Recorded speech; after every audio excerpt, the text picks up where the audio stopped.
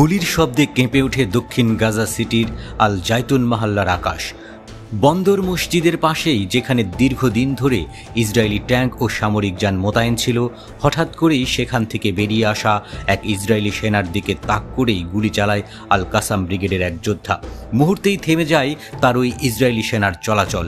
যোদ্ধারা জানায়, মেশিন গানের গুলিতেই নিহত হয় ওই হায়না সেনা। কিছুক্ষণের মধ্যেই ঘটনাস্থলে নেমে আসে একটি উদ্ধারকারী হেলিকপ্টার আহত বা নিহত সেনাদের সরিয়ে নেয়ার জন্য। এ যেন দীর্ঘদিনের প্রতিরোধের এক ছোট ছবি। 2 বছরেরও বেশি সময় ধরে গাজা উপত্যকা অবরুদ্ধ, আকাশপথে হামলা, সমুদ্রপথে অবরোধ আর স্থলপথে ঘিরে রাখা, সব মিলিয়ে মৃত্যু ও ক্ষুধার্ত দিন কাটাচ্ছে সাধারণ মানুষ। তবুও থেমে নেই প্রতিরোধ। গাজার দক্ষিণে খান ইউনিসের আল সাতার আল ঘারবি এলাকার আল মুহান্দিস হলের কাছে ইসরায়েলি সামরিক যান চলাচল করছিল। হঠাৎ করেই মর্টারের গোলায় সে আছড়ে পড়ে।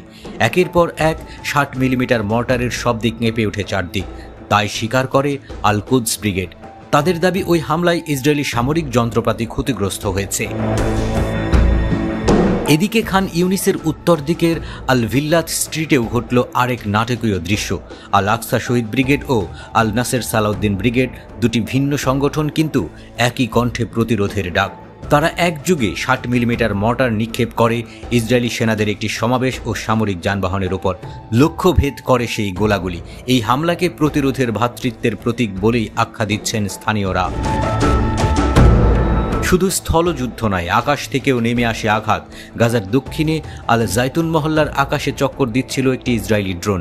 নজরদারির কাজ চলছিল, কিন্তু মুহূর্তেই সেটি গুলি করে নামিয়ে দেয় মুহাজিদিন ব্রিগেডের যোদ্ধারা। ধোঁয়া উঠতে উঠতে ভূপাতিত হয় সেই ড্রোন। প্রায় 23 মাস ধরে গাজা জুড়ে চলছে অবিরাম বোমাবর্ষণ। বাড়িঘর নেই, হাসপাতাল ভেঙে গেছে, শিশুরা ক্ষুধায় কাতর। তবুও প্রতিরোধের গল্প যেন প্রতিদিন নতুন করে লেখা হয়। এদিকে গাজায় আটক থাকা ইসরায়েলি জিম্মিদের পরিবারের সদস্যরা তেল আবিবে প্রতিবাদে নেমেছেন। তারা ঘোষণা করেছেন সংগ্রামের দিন, দাবি করেছেন যুদ্ধ বন্ধ করে বন্দীদের ফিরিয়ে আনার। কিন্তু নেতানিয়াহুর সরকার যুদ্ধ চালিয়ে যাওয়ার সংকেত দিচ্ছে। ফলে প্রতিদিনই বাড়ছে রক্তপাত, আর গাজার প্রতিরোধও আরও তীব্র হচ্ছে। এই ধারাবাহিক হামলাগুলো শুধুই সামরিক অভিযান নয়, বরং একটি বার্তা। গাজা থেকে যেন বলা হচ্ছে, আমরা বেঁচে আছি, আমরা প্রতিরোধ করছি। ইসরায়েলি দখলদার বাহিনী যতই প্রযুক্তি, বিমান ও ট্যাঙ্ক নিয়ে আসুক না কেন, ভাঙা শহরের গলিতেই জন্ম নিচ্ছে প্রতিরোধের গল্প। গাজার শিশুরা হয়তো খেলনা পায় না, কিন্তু ধ্বংসস্তূপের মাঝে খুঁজে পায় সাহসের গল্প। একদিন এই গল্পই ইতিহাসে লেখা থাকবে, কিভাবে ধ্বংসস্তূপের ভেতর থেকেও এক জাতি ঘুরে দাঁড়িয়েছিল, প্রতিরোধ করেছিল এবং নিজেদের অস্তিত্ব রক্ষা করেছিল।